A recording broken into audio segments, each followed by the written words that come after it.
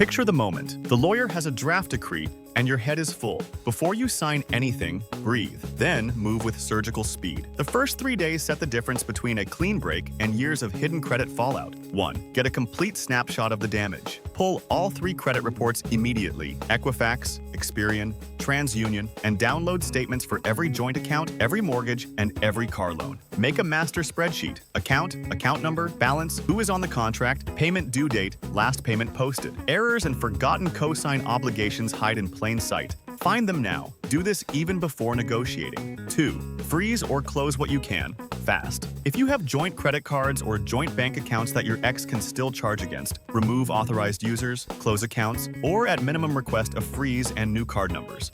Creditors are not automatically required to remove someone just because you're divorcing.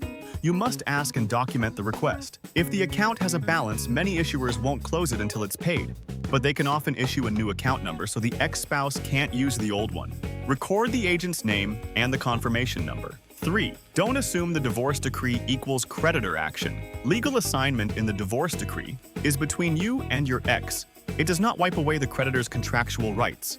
If both names are on the loan, the creditor can still pursue either party unless the creditor agrees in writing to the change or the debt is refinanced under one name. That means you must convert court promises into creditor confirmations.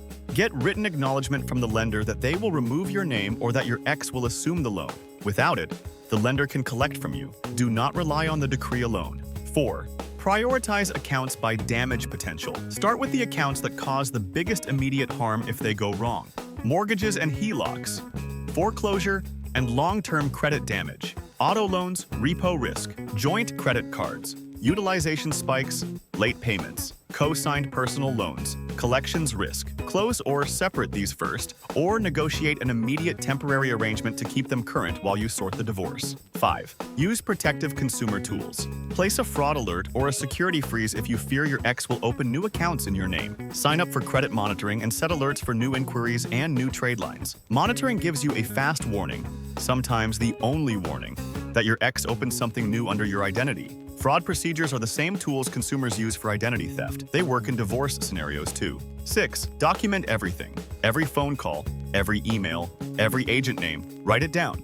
Certified mail for letters to creditors is your friend. If a creditor later tries to claim you didn't ask for removal or dispute, your paper trail wins. The tactical playbook: negotiation, legal language, and long-term repair. This section is the field manual. These are the exact clauses, phone scripts, and timing windows you use to make the divorce decree actually protect your credit, not just in theory, but in the real world where lenders, collectors, and bureaus act on contracts and reports. A. Negotiation and the divorce decree. What must be in writing? When your lawyer drafts the decree, insist on language that does 3 things: clear assignment of responsibility, list each joint account and name exactly who is responsible for payment going forward. Refinance deadline. Require that any loan assigned to one spouse be refinanced within X months, removing the other's name from the creditor contract. If refinancing fails, include a fallback: escrowed payments or joint servicing until refinanced.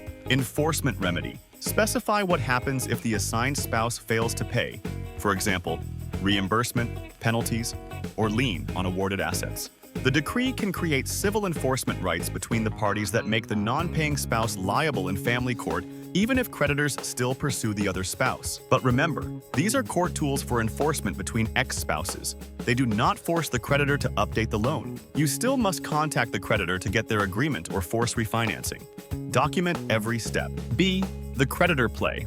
Scripts that get results. Use these exact phrases, copy-paste into calls and certified letters. To a credit card issuer to remove an authorized user / close an account. My name is your name.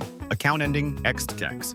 I'm undergoing divorce and request that my name be removed as an authorized user / that the account be closed to new charges and a new account number issued. Please confirm in writing the closure and send me a final statement showing 0 pending charges. My marital status change does not cancel my legal obligations, so I need written confirmation you will not hold me liable for future charges once the account is separated. To a mortgage servicer to remove a co-borrower / request refinance options. I'm requesting options to remove my name from mortgage account number. Please tell me whether the servicer offers assumption, refinance options, or a payoff arrangement timeline.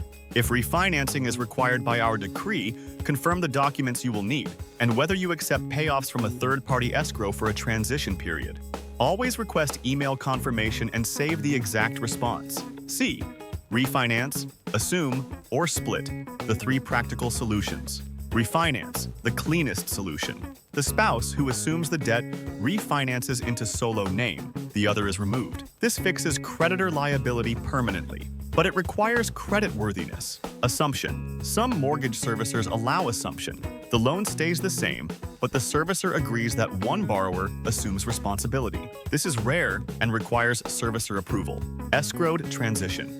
If you cannot refinance immediately, put a contingency in the decree that the responsibility remains with one spouse, but payments are held in escrow or routed through joint servicing until refinancing completes. This protects both credit and the asset in the gap. D.